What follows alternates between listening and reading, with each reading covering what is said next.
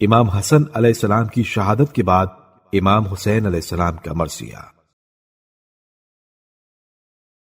امام حسن علیہ السلام کی شہادت کے بعد جب آپ علیہ السلام کا جسد مبارک تابوت میں رکھا جانے لگا تو امام حسین علیہ السلام نے یہ اشعار پڑھے: کیا میں سر میں تیل لگاؤں یا ریش کو عطر سے خوشبودار کروں، جبکہ میں آپ کے سر کو مٹی میں دیکھ رہا ہوں اور آپ کو کٹی شاخ یا پتے کی طرح دیکھ رہا ہوں۔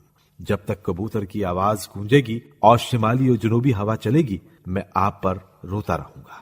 میرا گریہ طولانی ہے، میرے آنسو رواں ہیں، آپ مجھ سے دور ہیں اور قبر نزدیک ہے۔ جس کا مال چھین لیا گیا ہو وہ غارت شدہ نہیں ہے، بلکہ غارت شدہ وہ ہے جو اپنے بھائی کو خاک میں لٹائے۔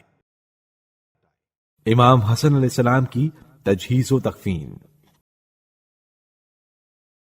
الغرض امام حسن علیہ السلام کی وصیت کی بنا پر امام حسین علیہ السلام ام المومنین حضرت عائشہ کے پاس گئے اور امام حسن کی شہادت کی خبر دینے کے بعد ایک مرتبہ پھر روضہ رسول صلی اللہ علیہ وآلہ وسلم میں دفن ہونے کی اجازت مانگی۔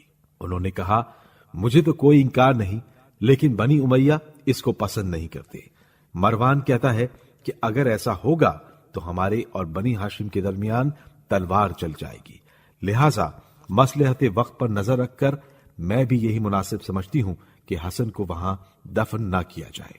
امام حسین علیہ السلام کو یہ سن کر حد درجے ملال ہوا۔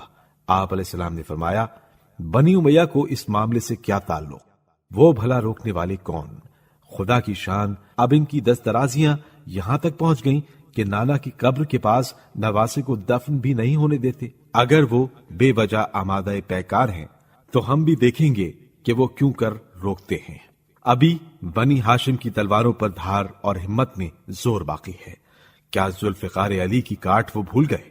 کیا جمل و صفین کے مارکے انہیں یاد نہیں رہے؟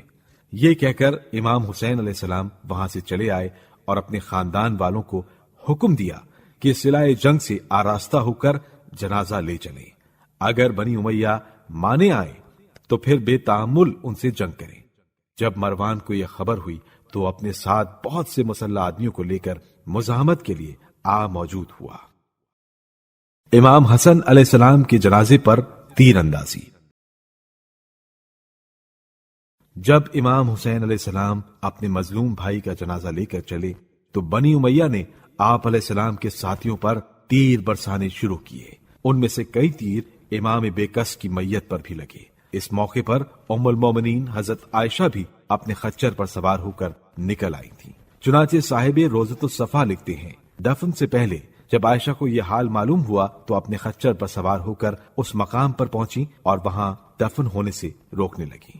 شیعیان امیر المومنین نے اس پر شور و خل مچانا شروع کیا اور کہا اے عائشہ، ایک دن وہ تھا کہ تم اونٹ پر سوار ہو کر لڑنے نکلی تھی اور آج خچر پر سوار ہو کر نواسہ رسول کو پہلو رسول میں دفن ہونے سے روک رہی ہو۔ اس مقام پر قاسم ابن محمد ابن ابی بکر نے حضرت عائشہ کو مخاطب کرتے ہوئے کہا کہ اے پھوپھی جان، ابھی ہم نے سرخ اونٹ پر بیٹھنے سے اپنے سر نہیں دھوئے ہیں، اب آپ چاہتی ہیں کہ ایک دن خچر کا بھی مشہور ہو جائے۔ لیکن ان کی اس بات کا عائشہ پر کوئی اثر نہ ہوا۔ جوانان بنی ہاشم اس موقع پر بگڑ گئے۔ قریب تھا کہ تلواریں چل جائیں کہ کچھ لوگوں نے امام حسین علیہ السلام سے درخواست کی کہ آپ اپنے بھائی کی وصیت کی خاطر، انہوں نے فرمایا تھا کہ اگر خون خرابے کا خطرہ ہو تو مجھے بقیع میں دفن کر دینا، لہٰذا اس امر پر اصرار نہ کریں۔ امام حسین علیہ السلام یہ سن کر خاموش ہو گئے اور اس خیال کو ترک کر کے جنازے کو جنت البقیع کی طرف لے چلے۔ اس وقت فرزند رسول پر رنج و غم کا وہ ہجوم تھا کہ دنیا نظر میں تیرہ و تار تھی، نہ معلوم کیا کیا خیالات دماغ میں آ رہے ہوں گے۔